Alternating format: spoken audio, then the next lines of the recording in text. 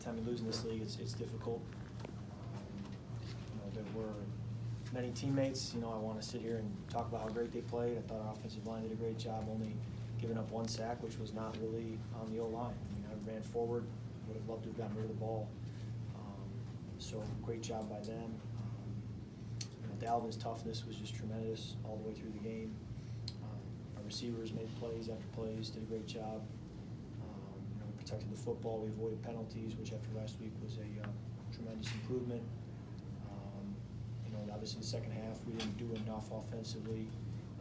The third downs, needed to convert more third downs, stay on the field, and be more productive on first and second down to make those third downs, more manageable.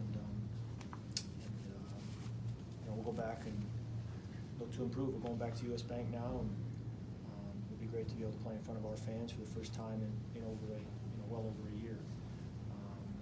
So looking forward to that. I'll take any questions. Kirk, right at the end there, Dalvin exits. You complete 4 passes to get the team in position. I guess just how frustrating is it to do that, get the team right there on the doorstep, and then you don't get the win? I mean, it's football in this league. It always comes down to usually the last play, and sometimes it takes overtime. So, that every game's going to be close like that. In that kind of situation, are you doing the math in your head when you get down there to try to figure out how long the field goal is? Like, are we close enough? Are we not close enough?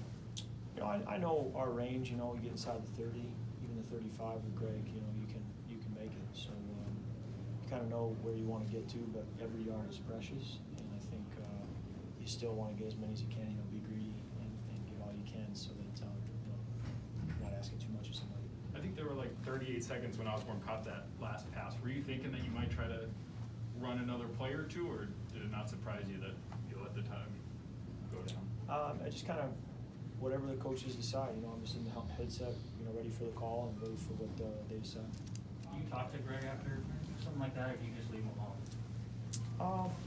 I absolutely, encourage him, and he knows we're here for him, and great player, and has done a great job, putting us in the last 2 games, really, with the way he's kicked. What he did last week is no small feat. It's a very difficult thing to do. So there are so many plays out there that each one of us individually would like to have back, and that's the way it'll always be. What sort of weapon does KJ add to the offense? He's doing a great job. We mix up our personnel groupings a lot. 2 tight ends, 3 receivers sometimes, 2 running backs, fullback. So there's a constant rotation of who's in the game. But KJ's doing the same things he did through OTAs and through training camp. He's continuing to do that now through week 1 and 2. What was working so well in the first half of the offense? They get 3 touchdown passes in 20 minutes or so. It wasn't any one thing. I think it was running the football effectively, kept us ahead of the chains, we avoided penalties, we protected the football. We had explosive plays, we protected well. So it kind of all comes together. But I think on 2 of our touchdown drives, we didn't even have a third down on the whole drive. So that also tells you something about staying ahead of the chains and being productive on first and second down and what it can do for you. Did you get the feeling early in this one that it might be a last team with the ball is going to kind of decide the game situation where you're just going to have to keep scoring? It seems like more than not, almost every game's like that. So I think it's more than the norm than the exception that it's going to come down to the final drive. It just seems like that's the way pro football is. You mentioned not being on third down as much in the first half, and you pick up a first down there on the 2nd and 5 with your feet and then have a big scramble. How much of I know you talked about it being an emphasis, but how much was that in your mind today? We have to be able to extend drives and have to make these plays with 5 feet, so be it. Yeah, I think part of it is just the protection. I'm exhausting my progression before I'm running. So I'm saying no to JJ. I'm saying no to the tight end. I'm looking for my halfback. He's used in protection. Okay, now I'm gone. And so you got to have time to get through the progression to do that. The same with the longer run. I'm progressing through, saying no to a bunch of people and then going. So the fact that you have that kind of protection is what enabled me to be able to run. What did you see that on that first play, that first pass?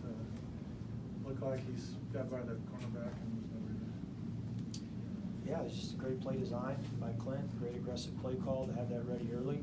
And KJ did a tremendous job not only running underneath it, but to finish the play. You don't want to end up on the 1 or 2 yard line having to run the goal line offense. So to be able to finish is such an important trait of receivers. Justin does such a good job of it. Adam does such a good job of it. And KJ's ability to find the end zone there was a great effort. Kirk, Mike said that he thought you played tremendous. He also loved how, all the offensive penalties were basically cleaned up today. When you take that, and he says he really thinks this could be a good ball club, is it hard to hear that in this moment, or what are your thoughts on that? I would agree with him. We're just got to turn these losses into wins. We got to find a way at the end to make enough plays, or really not even at the end. First through fourth quarter, we got to find ways to make plays so that at the end we're on top. And I could have told you in April or July or August that I believe in this locker room, the guys in the team, the group we have, and so after 2 games, my opinion hasn't changed at all. You mentioned Dalvin Cook's toughness. Do you get a sense of how much he was hurting there at the end? I didn't have the chance to really ask him, but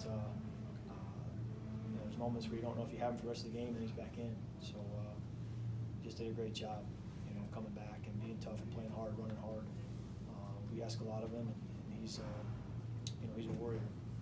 One of the biggest concerns for a lot of people, the Vikings side, was that pass rush from Chandler Jones and J.J. Watt, double teaming one of them.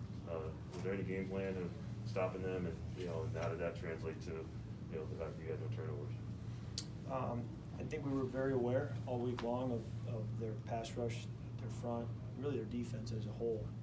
I had great respect for what they've done and the players they have, and so all game long, we were aware of that and trying to schematically have a plan, and also, within the play, have a plan to have good answers. But again, our offensive line did a really great job of holding up in the noise, against a good rush. Yeah, how'd you feel the communication was? We've heard all week about that kind of being a focus this week for the O-line. I think we're on the same page. I think we communicate well. It was loud. It's a loud stadium, but I think we communicated well. Got in there loud quickly. Alrighty, thanks guys.